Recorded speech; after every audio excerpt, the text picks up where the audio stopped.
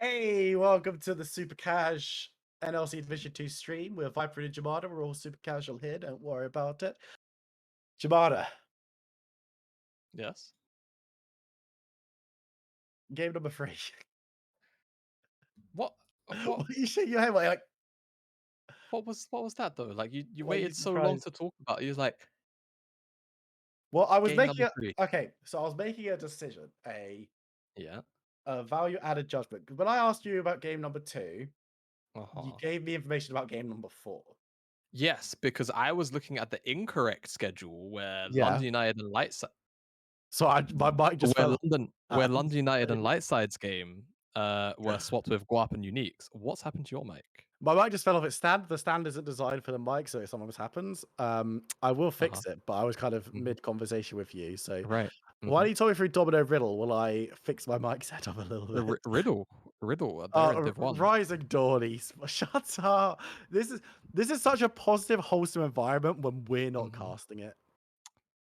Um, Yeah, I'm not wrong. I mean, yeah, okay. So if we're being a bit serious, uh Domino have been, by scoreline, a little bit up and down, a little more positive in recency.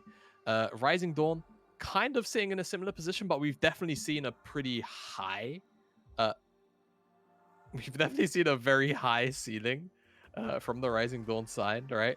Uh, you know, Casually trading blows with a side like Unique, which have shown us that they can be one of our better, if not our best team. Besides, the likes of course, the light side.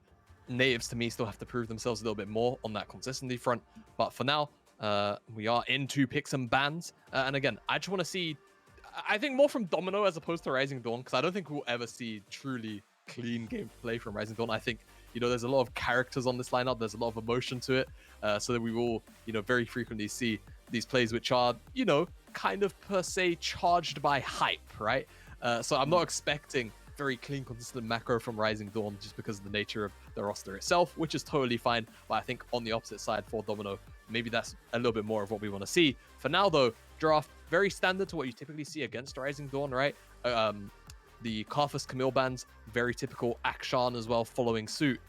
So when we have a lot of games against Rising Dawn, what we tend to see is a lot of the very meta and strong picks left up and available. Zeri, Gwen, Lilia. I think Rising Dawn went for maybe some of the 3 best or strongest on the patch champions for 12-11. Now it leaves up a whole bunch of additional options. This Lulu in NLC hasn't really been performing too well by win rate standards. So curious to see what exactly Domino will get out of this and what Rising Dawn will respond with, because things like Nami Lucian up and available if they want to really go down that route. Of course, other picks up and available too for the likes of FireL, things like the Viego, the Wukong if he really wants to do that. But again, FireL strikes me always as more of the pathing jungler. He'll always go for things like this Udyr, where he is just going for the CS per minute and looking to outpath and out-tempo the enemy jungler. and there's a lot of options available for this second pick. Of course, you mentioned the Nami Lucian could just pick up a component of that. The Darius isn't banned. Darius isn't banned, but what just came to mind is what if they go Udyr Yuumi? Because we saw natives do this on Tuesday and it was absolutely nasty. They already know they're going into Lulu, so maybe they don't have to lock it in here. They can go for an AD carry that they want to take up instead for Limitless. I think either option realistically is fine if you want to just hide your cards. There's the Aphelios, so they will split up the duo there of the Aphelios Lulu, but there are still plenty of options. Kog'Maw actually was a pick that, if I recall correctly, has a positive matchup into the Aphelios. Interesting hover. Not going to talk about it until we actually see it get locked in for now. But yeah, Kog'Maw could obviously be an option. We've seen Jinx and Aphelios throughout the entirety of spring. Loads of things that Domino can really do. They will go for the Vayne. It is super early, and we'll see how Rising Dawn want to try and draft around this, because yeah, Vayne does have quite a few options. In lane against the Aphelios is going to be outranged whenever the Aphelios, of course, has the green gun, the Calibrum, and even trading, in short range can be a little bit difficult. Curious to see what Rising Dawn want to do with their support pick, though, because, you have things like the Yuumi up if you want to try and match the scaling of the Lulu, or rather kind of just go above and beyond that scaling. You can go towards a more setup, something like the Nautilus or the Thresh to try and lock down or provide a safety net as well. Works both ways for this Aphelios. Oyster, the world is really their oyster. or they could even go towards a mid lane pick. But for now, it seems like actually Renata will be the option of choice. So bailout, of course, to potentially prevent Limitless from getting shut down by this Wukong pick, potentially. But not only that, of course, Renata, we've seen time and time again, win many a team fights and eventually games for teams. Absolutely. And we saw it last time out, actually, on the Rift, where a couple of big Renata ultimates were the difference maker in team fights. As we move into our second round of bans, the Akali will be taken off the table. So we've got solo lanes for both of these teams still to pick up. So you've got to imagine that is where the focus of bans will be. Could be the mid lane taking away some of what Denzel likes to pick up, some of the comfort, and of course Vangstead. Yeah. A couple of options as well. So I think something like Darius Tryndamere wouldn't be bad for Domino here. Just because, Yone as well. So if they go Yone, maybe they also still want to take Darius off the table so they can at the very least pick something that maybe could get punished on the top side by a pick like that. But again, also Tryndamere, another option, which Denzel has shown to have a lot of proficiency on. Akali, the first pick, if they're going for more divers, I mean, a lot of them are kind of already, off the table as is. So maybe they look towards top lane pick. But actually, okay, so Silas still was on the table, taken off the cards now. And now Domino have the last pick of ban. Like we said, Tryndamere, Darius definitely looking towards strong options towards the solo lanes. Whether that'll be the ban or whether they'll take away another mid laner potentially just to squeeze Denzel even further. I mean, Tryndamere could do double duty in that regard. Going to be removing that one potentially, but we'll have to wait and see what is going to be the options. That's going to be a Malphite, so denying away that big easy engage from Rising Dawn Esports is going to be the priority here. Yeah, nah, maybe is what's on my mind at the moment. Vangstead has locked in on. Kami really must have had the belt out over the week. Can we get an account sharing investigation? Now, funnily enough, we've seen Vangstead on Ornn before.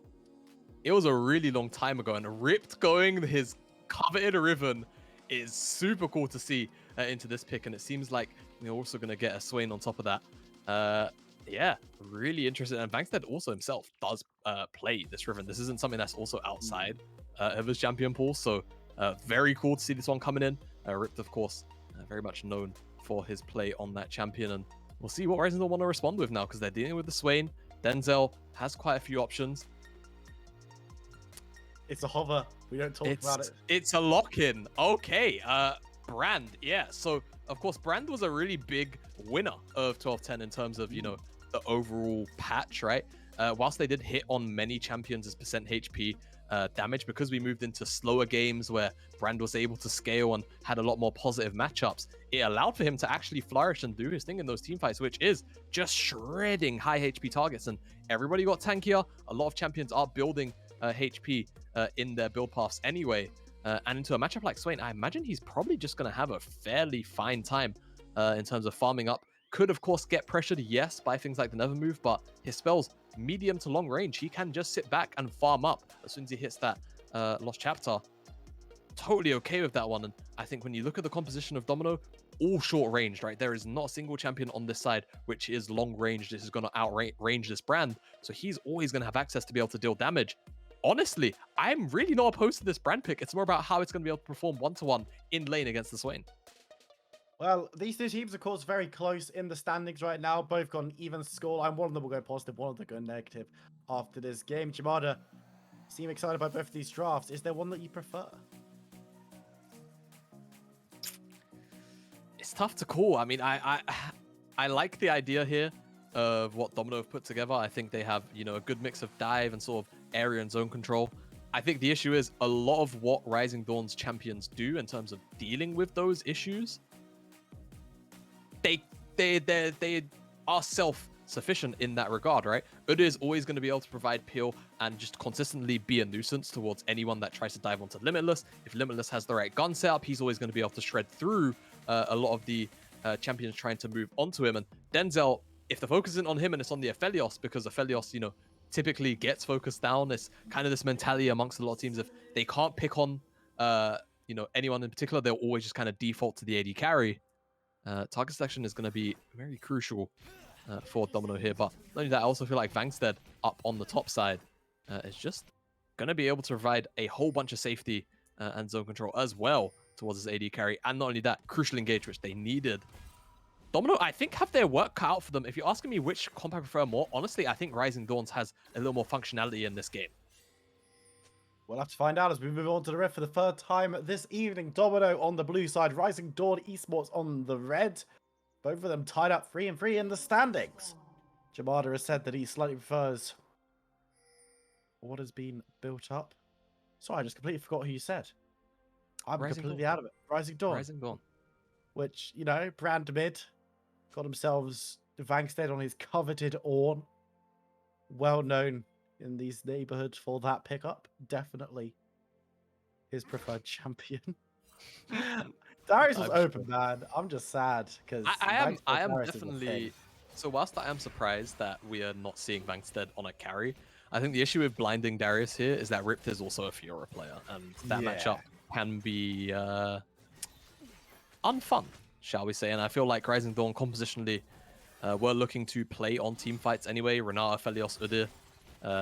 Yeah, you needed some form of engage, and more times than not, you're not going to find it from the mid lane. It's very rare that you can. So they find it in the form of Ornn. Vangstead is going to have to pilot that one. I'm sure he's fine.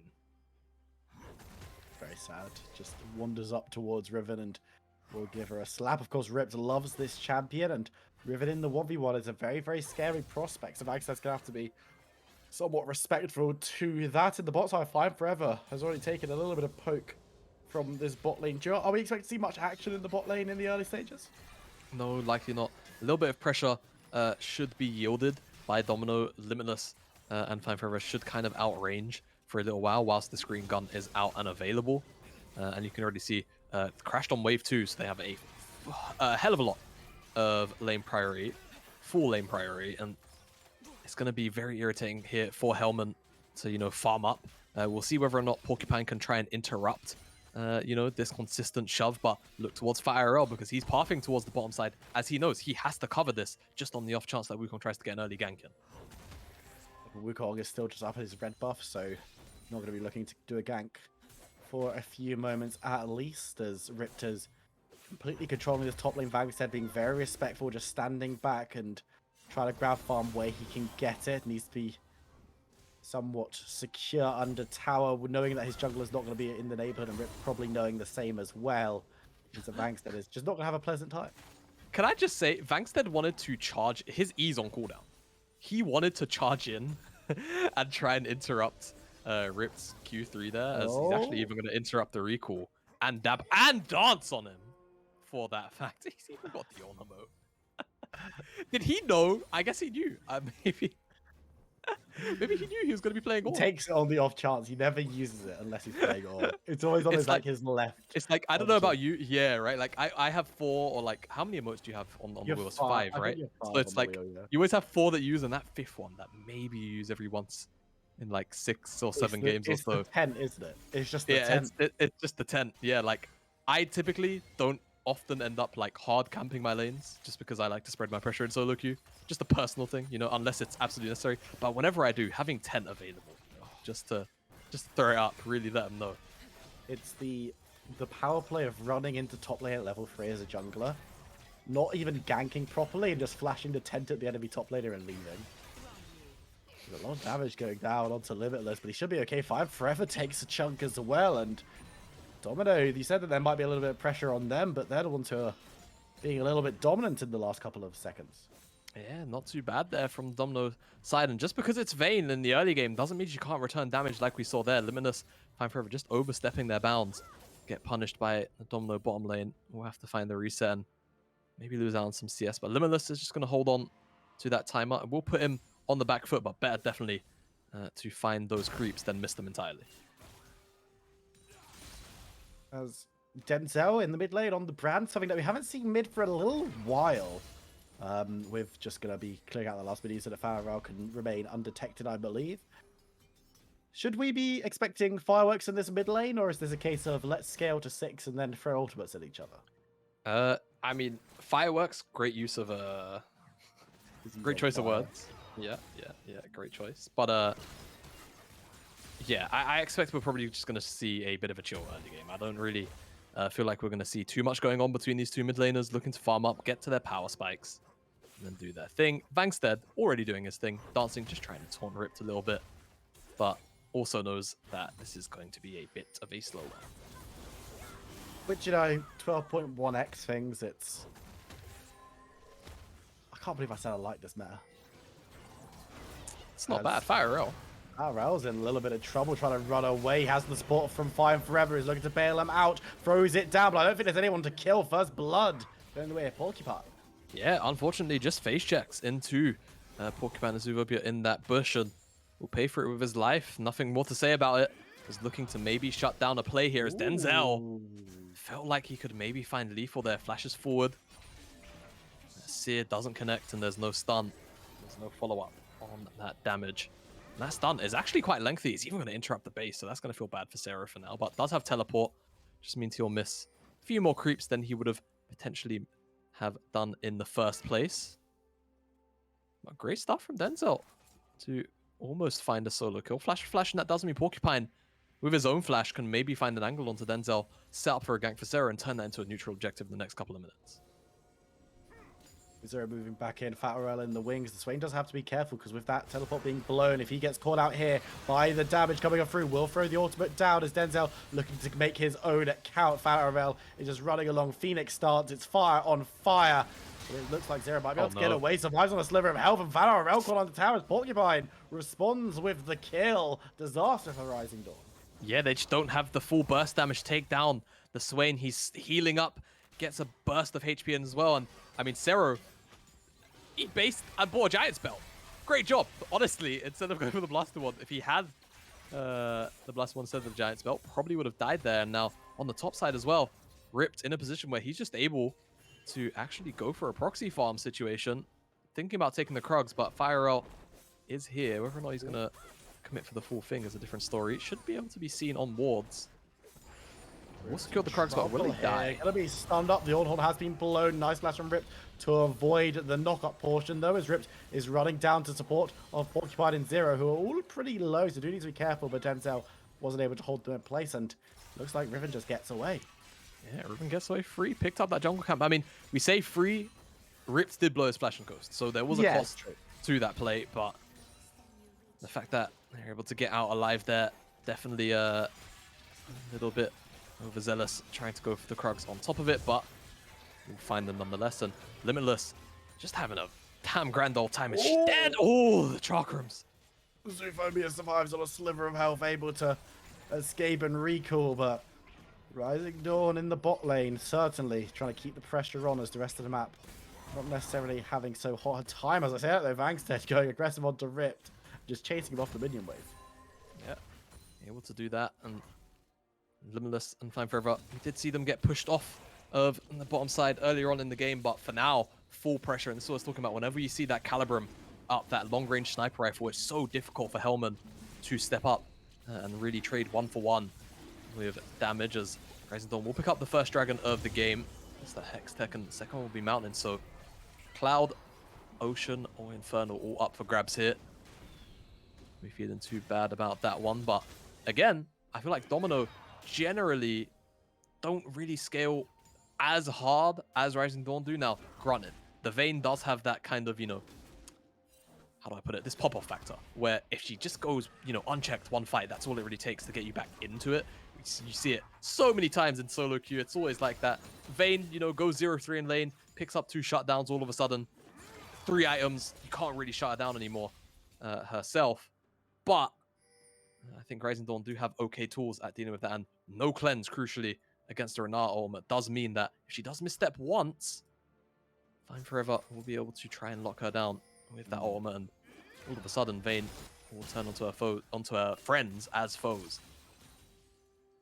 Which is not great if you're a Lulu, for example, who doesn't necessarily enjoy being shot in the face, as Vangstead still scrapping with Ripped, and this Riven pickup, it's not something we see super often. What is the goal of Ripped on the side lane in these latter stages, outside of, you know, when you hit level 9, 10 up against an Ornn? What are you wanting to get out of it? I mean, I think realistically, you're just looking for, you know, that big flank, that team fight, that follow-up on an engage where there's not really too much. Engage is almost entirely coming from Porcupine, so we'll really have to see what he can get done, as he could get caught out. I'm not sure if he'll see him on the Skull Crab or not, but he has found himself behind enemy lines, and the rest of the team is coming to collapse.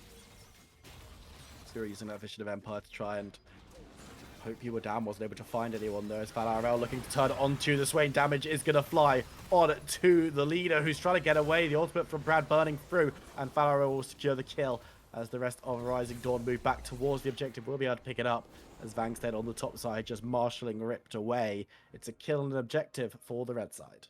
Yeah, it's Rising Dawn that commit 5 members, and I think the call was split from Domino there, because you see Zero go in and try and pop his ultimate, try and find some damage. Ripped isn't able to find access, I think scared of getting collapsed on by Vangstead. This is an audacious Herald drop, which is just going to get taken down. I'm really not sure what happened there. Yeah, I am... Yeah, let's get a replay of that. Thank you, Reed, because I don't really know the thought process. Well, I can see what the thought process was. Actually, Rip might be in trouble here. Vangstead's going to go aggressive, but misses out on the ultimate, and it's the dab. You know you have to give it to him, as Rip now going to be able to dance away under tower. Gets knocked up, though. Chunked through, is no longer brittle, which could be a problem, as Zoophobia is going to put the shield on him. Vangstead may well be dabbing from the grave. Turns around, gets the kill. Burning low with the ignite and will fall to Zoophobias, but it's a 1-for-1 exchange in the end. And you know, mentally he won.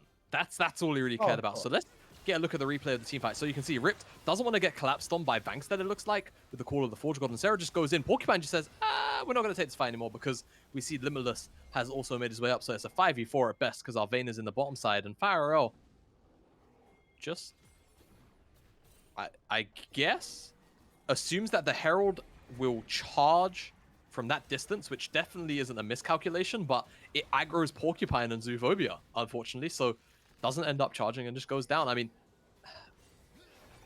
I don't know why you'd want to drop it from the back side of the tower anyway, but hey, that's the decision that got made, and Domino ended up cleansing it away, and now Hellman has to pop the ghost.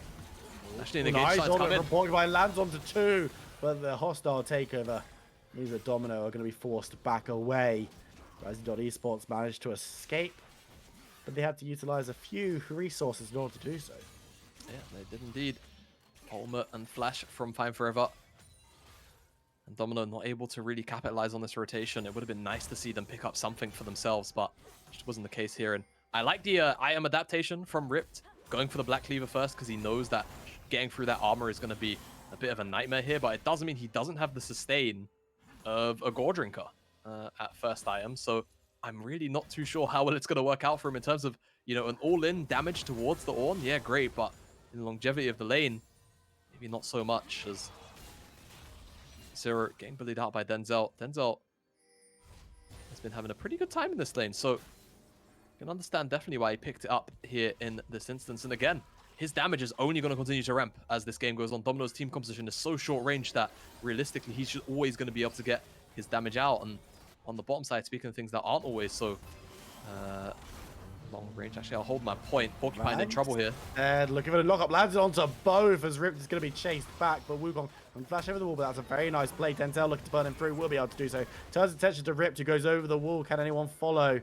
FatRL's thinking about chasing, as Ripped is actually going to be able to just walk down towards his inner tower.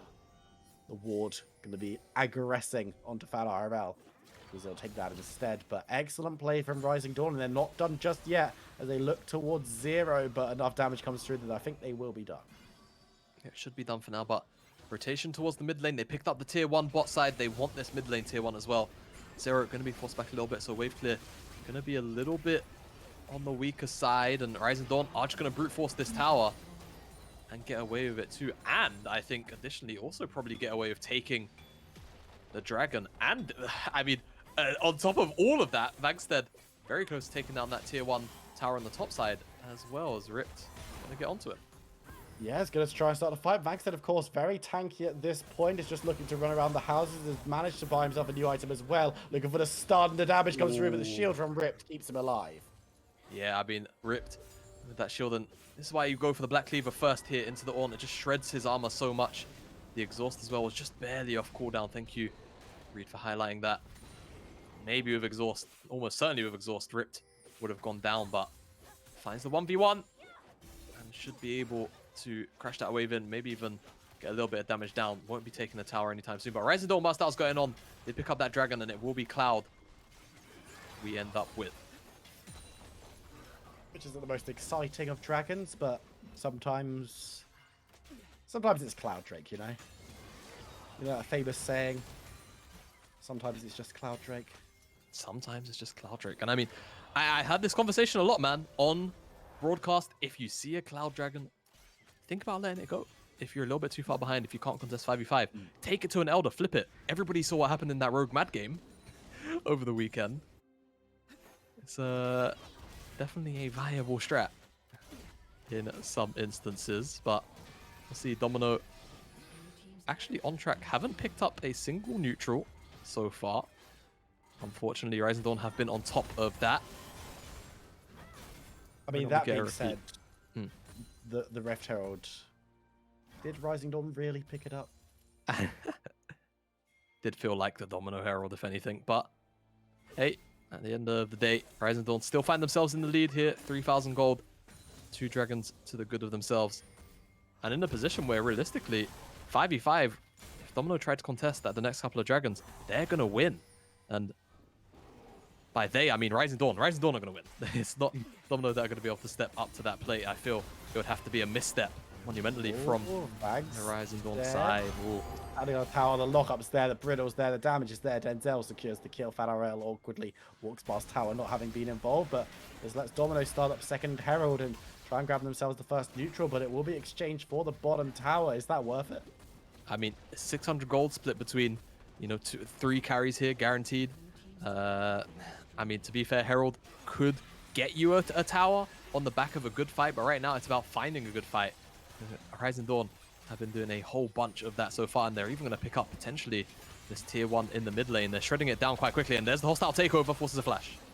Yeah, forces a flash, the minions go rogue, but looks like it's just going to be the tower that's the target. Another one goes over to Rising Dawn Esports, and in the top side, we actually see that objective bounties have been laid for Domino, who are finding themselves, and for the first time this evening, we're seeing a team truly being a little bit behind. And question for you, Swain, Rylai's Crystal Scepter Rush. Yeah, so I've been seeing a little bit more of this. The thing is, obviously, what we were also seeing over in the LPL when Swain was being picked first was, you know, the mandate being picked up into the Rylai's. I feel like people have maybe started to adapt to the Rylai's Rush first, because obviously you then turn into this massive slow field, which people feel provides the team and Swain in general with more utility and more damage compared to that mandate. There is a Ruby Crystal in the inventory. We'll see what exactly gets picked up, whether we see that mandate or a different mythic, which gives a little bit of HP, so has that in its build path. But Rylai's Rush, still very much fine. Yeah, absolutely, and it's always good to know that there's adaptation, and it's not just a case of, well, the LPL did it, so it's probably good, which happens more often than you think, as now you can see the ultimate coming down from anyone lands on the 200 tower, but the target isn't there. They take down Duphobius in the alleyway, and now they can look to try and pressure on into the last inner tower standing in that top lane. Limitless and Fine Forever will be joined by the rest of Rising Dawn Esports, and this one should be forfeit. Yeah, this one should be forfeit indeed, and this is why I said when they picked up the Herald, it's about finding a fortuitous fight and then using it afterwards. Right now, Rising Dawn find another pick, not really allowing Domino an angle anywhere on the map for now. Vangsted's also in the mid lane, shoving up. Someone's going to have to go and answer that. Asuvobius is dead, and 4 members are going to remain on the top side. 2 people here in the mid lane, but realistically, are they going to kill Vangsted? I think the answer is no. He knows it as well. Now just going to pick up this tier 2 after a bit of a wait around for that minion wave, though. Hellman, oh my god!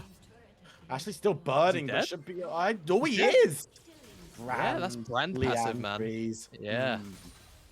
So much additional damage, and now Baron's up 20 minutes into the game. They're just going to start this one. No AD carry to worry about, but still a lot of those team-fighting ultimates that are available for Domino are present. It's just about whether or not they even make it to the Baron in time, because this one's gone red-white. Whole bunch of percent HP damage. It's dead. It's taken down, and now Rising Dawn can turn their attention on the members who came to contest. Pokemon goes into pit, lands a nice knockup, but there's the hostile takeover. The damage coming through is pretty big. Vangsted's holding the line, but in the pit, members are falling. Oh, They'll Vilios. lose out on Rip. Vilios on the side. Porcupine will be able to escape after taking down the marksman. But the rest of his team can't say the Oh, same. Zoofobia. And Zoofobia, there's just no way. Seen this death before. No, get out of there, Zoofobia. Not in the same place. Oh. Gets the shield, but I don't know. Oh, he's there, Hellman, with the condemn. Zoofobia gets away. But the rest of his team lose out on members. Porcupine actually starting up this dragon, trying to grab a third for himself. But Fine Forever and FireRL. Oh, FireRL. Is he going to make it in time? Oh, he is. Oh, no. Wukong Oh, no. Walls. So there we go. Yeah. Picking up that dragon would have been really nice to stop the snowball at the very least. And now a little bit of extra slow resist will be in the back pockets of Rising Dawn. And they're one dragon away from that soul point as well. And Domino, they find themselves a pick and just immediately turn it into a Baron. I mean, Rising Dawn, sorry. Find themselves a pick, turn it into a Baron. Just like that. And even the back end of the fight, just not able to win. This is what I mean. Rising Dawn, their champions just kind of trump what Dominoes do at the moment. Just kind of a perfect counter. Limitless, if he gets jumped onto, great. He's going to be able to chunk people down with the Chakram's brand as well. Same kind of deal for all of that AoE damage he's able to put out. As you can see, Rising Dawn in different minds, definitely. You know, Limitless is recalling in the pit. Denzel looked like he wanted to move away. The team fight comes in. Limitless almost actually comes back to life and stays alive, but Porcupine flashes and ensures after the bailout revives him. And he does go back to the death chamber. And what happens here is Fangstead just wants to donate the kill to FireRL. So he says, I'll leave it. I'll walk away. You're fine. And FireRL just feels like he's going to be able to chase him down, but unfortunately, isn't able to do that. And I think that's because Lulu has Shirelias, so when she shielded herself, got movement speed, and couldn't be caught. But it's still looking good for Rising Dawn Esports, even if they didn't manage to grab that kill. I would like to see what we got on the reset if we can. Mr. Observer is Porcupine hanging around in that bot lane. Yes. But Vankstead, of course, no longer looking to contest. But Vankstead does allow us to play everyone's favorite game. Typhoon. Shimada. Typhoon. And in the mid lane. Wait, does he have... He has had, yes. Oh god. I actually can't. It's still Leandri's, I think. It is. It's Lament. Lament it is. And Rising Dawn are going to now push forward, try and grab themselves more off this play. The hostile takeover lands onto one, but it looks like Ripped was trying to go in, couldn't find too much except from FireRL, though Vankstead is just standing in the breach, but now he's going to take a whole heap of damage from a Helmet, who's going to try and take him down. Vankstead falls in the backline, Porcupine and Zero doing so much work. Rising Dawn Esports are ripped to pieces. The overextend is real, as they're forced to back away. No inhibitor. FireRL running for dear life. Should be able to escape on his own, but the rest of his team has fallen. Yeah, Rising Dawn were a little bit too concerned with moving forward there. And unfortunately, that means Hellman just gets free reign. And not only that, Porcupine on the backline assassinates Limitless before he's even able to drop an armor. I'd love a replay to see exactly what happened, because I think he's focusing a little bit far down on that bottom side of the fight itself. As here, we'll see. You can see Limitless on the top side of the fight. Porcupine's clearing the mid wave, and as they go forward and, you know, try and aggress onto the back line, Limitless kind of just left to his own devices as Porcupine just jumps on him. Zero also moves forward, and the rest of Rising Dawn not able to actually protect their AD carry, also having green and purple. It's not the best combination for dueling a backline diver, so unfortunately not able to really do much. And again, Hellman wasn't bursted down 100-0 through the Lulu. Was able to go unchecked. Definitely a question for Rising Dawn Esports being asked, saying, look, okay, we are ahead, we are winning this game out, but it's maybe not as ensured as we thought it would be. They're just going to peel away towards this dragon a minute and a half until that one spawns up. But Jamada, you did avoid telling me what Ornn's ornament was. Oh, the Sunfire Cape turns... Oh no, I'm thinking of the Fist. Wait, because it's a really dumb name, the Fist. It's like Rim Forged Grasp, right? Yeah, Rime Forged Grasp. Okay, yeah, close enough. Which is what we often see. Oh, thanks, Reed. It's Forge Fire Crest. Yep, I knew that. Reed, we're going to have a talk after this game, because that's not how this is played. That's quite sad, isn't it? Luckily, there is a support, so Renata, Fine Forever, might well save it for us if we get to that point in the game. I know what it's called. Oh, what's it called? It's called Shirelia's Requiem. It is. You're learning. I like to think that I've bullied you into being a better caster That's over the period of about 6 months. definitely not how that works. Yeah, But, well, maybe. you know, I'll take small amounts of credit wherever I can. Sometimes you gotta. They all add up. Every little helps. Of course, But of course, of course. Rising on Esports right now. They're in the mid lane. They're just playing around, just holding out for this dragon in 10 seconds time. That will allow them for Soul. And as you mentioned, Cloud Soul is not necessarily the hottest ticket on the Rift nowadays, but still will give them a bit of an advantage going into fights where the last one didn't look so great for them. This time around could be a little bit better. Yeah, could just, give that extra edge, right? A little bit of movement speed on that ultimate cast could be the difference just between moving away. As there you Test go. it out. Gets the knock up onto one as Farrell moving towards a Ripped, but can't find too much. And some resources being utilized by Rising on Esports. And Alana is looking to get the inside track in the mid lane running forward, but Ripped is looking to take them down on the flank. But it's a super split up Domino right now, which might give Rising Dawn the time they need to get in and break down the base. They will be able to do so as Farrell chases Ripped away. The inhibitor might be the focus, but Porcupine moving forward. There's lots of members chunked, but he's not going to be able to get anyone with his ultimate just yet. Nice ultimate coming through from Renata Glass as Vangstead moves away. Farrell is breaking up the fight, being such a nuisance as Ripped falls. Limitless undefended once again, stands for a second longer this time around. Will he be bailed out? It doesn't look like it. He's going to fall as Zero helps secure the kill. Backs on the side, looking towards Swain, but Hellman, he's low, but he's alive, diving towards the Ornn. But will he be able to escape? It looks like it for a second longer. Farrell, he's got a triple kill, looking for the Quadra on the Udin. Vangstead steps away. Quadra kill the Fat IRL, and that will just about do it. Rising on Esports break into the base. He's smurfing, man. A 4K on here in the team fight. A Quadra kill goes over to the jungler. He gets his ornament, and they will back away. They're not going to be able to end the game. Looks like they're maybe pinging towards the Baron. Denzel doesn't have too much mana, though, so definitely be an audacious call. We'll see what exactly Rising Dawn are going to do, because, I mean, I've seen them as a team make calls like this before. Bankstead needs to go and eat that vision plant, or the health plant. Denzel also needs it for the mana. This is going to be a slow Baron, but I think it will be theirs to take. Sarah's up in 5 seconds, but I don't think he'll be able to teleport and interrupt this. Limitless and Fine Forever will return to the Rift as well, just to ensure that it will be there. So, Rising Dawn, find a team fight that works. We'll pick up this Baron. We'll see exactly how it all broke down, because Domino are looking to try and pressure on towards the Baron. Limitless is being pressured by Porcupine, but that's a really great ultimate, which enables Limitless to just kind of step away. But Ripped and Hellman on the top side get knocked up, and at that moment you think, wow, this team fight's probably over. But Limitless gets dragged in by the Never move, and that's the crucial thing. Able to effectively take him down. There's no takedown for him to grab to revive off of that bailout on Hellman. Kind of left to a bunch of nothingness to really hit for a very long time. But look at this. That pillar just about goes short, but it's the brittle proc that kills him of all things. FireL found himself 3 kills and turned Sarah into his 4th. I was watching that fight. It's just a chicken running around a team fight slapping people. It's very good. It's a good skin. Udyr, he's a fun champion. Of course, not known necessarily for his team fighting prowess, but gives off a lot of utility. And as we mentioned when it was drafted in, the idea of kind of just being annoying in team fights can certainly pay off. And now, for Rising on Esports, they've got themselves a Baron. They got themselves the Dragon's Soul. We've got Elder in 2.5 minutes. Is this game going to go that long?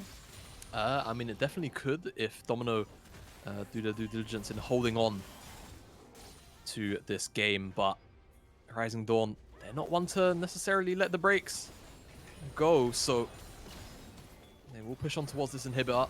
Domino, though, looking potentially for a bit of a flank, but this time Bankstead is actually covering it.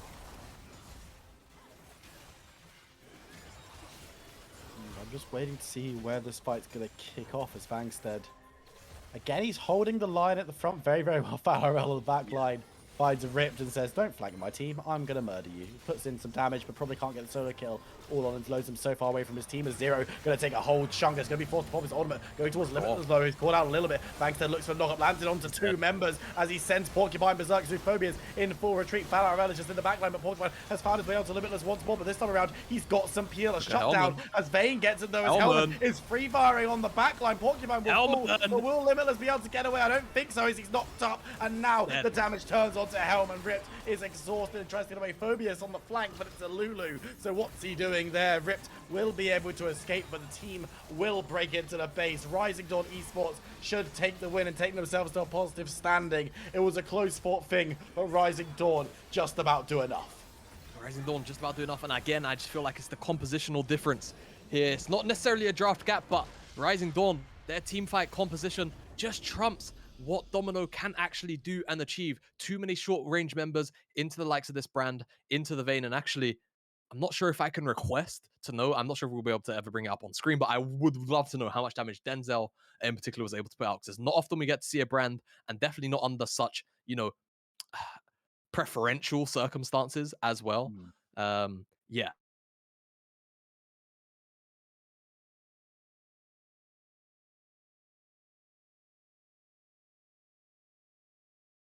Worried because our feed is Sometimes that happens, but we're back, so that's all good. Do you know what? Before we get too scared, we're going to jump to a short break. When we come back, there'll be interviews, so don't go anywhere. We'll see you in a few minutes.